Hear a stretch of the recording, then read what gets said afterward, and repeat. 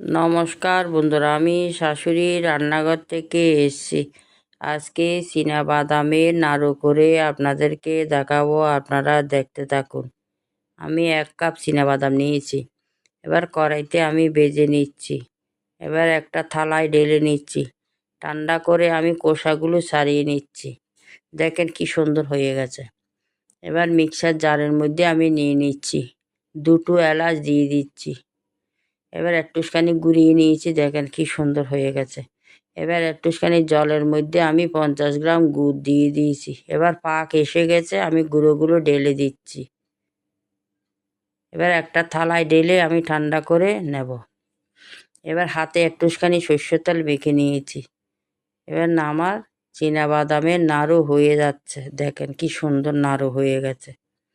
আপনাদের যদি ভালো লাগে লাইক, কমেন্ট, শেয়ার করে দেবেন। জয় গুরু।